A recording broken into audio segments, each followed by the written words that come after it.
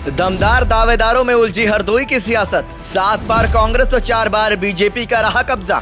Hardoi seat पर पहली जीत की तलाश में मायावती। आखिर क्या है इस सीट का सियासी समीकरण?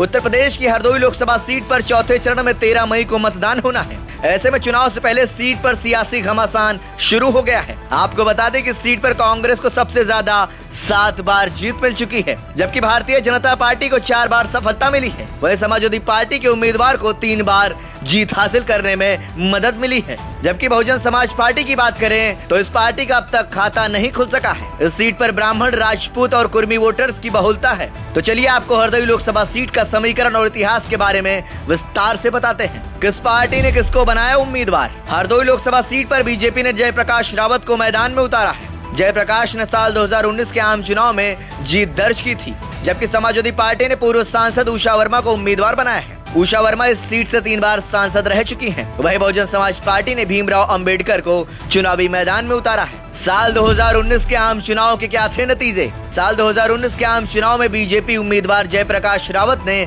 समाजवादी पार्टी की उम्मीदवार उषा वर्मा को 1,32,000 वोटों से हरा दिया था। जयप्रकाश रावत को 5,68,000 वोट मिले थे, जबकि उषा वर्मा के खाते में 4,35,000 वोट ही गए थे। वहीं सीट पर कांग्रेस ने वीरेंद्र कुमार को अपना उम्मीदवार बनाया था, जिनको 19,900 वोट मिले थे।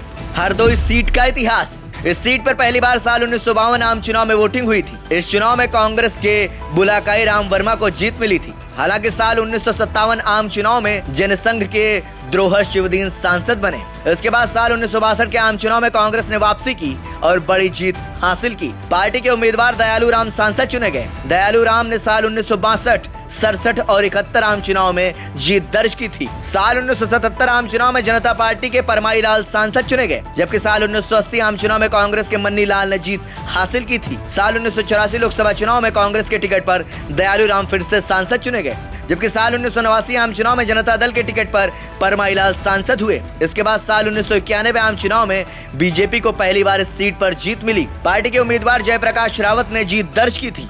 जयप्रकाश रावत साल 1996 आम चुनाव में भी सांसद चुने गए, लेकिन साल 1998 आम चुनाव में समाजवादी पार्टी की उषा वर्मा सांसद चुनी गई।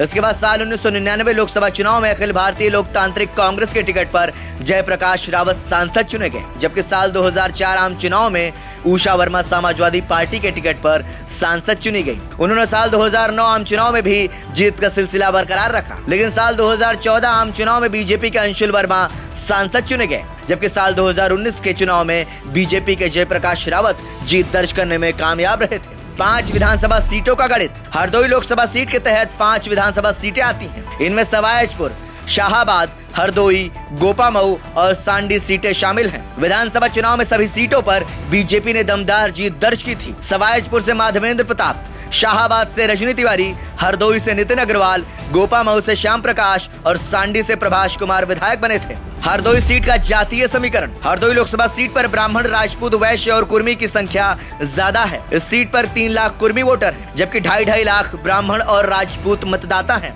इस सीट पर 1 लाख वोट वैश्य समाज का है, जबकि इस सीट पर अनुसूचित जाति के वोटर्स की संख्या 31.1% है। वहीं हरदोई सीट पर 13.59% मुस्लिम मतदाता हैं। ब्यूरो रिपोर्ट, संदेश वाहक।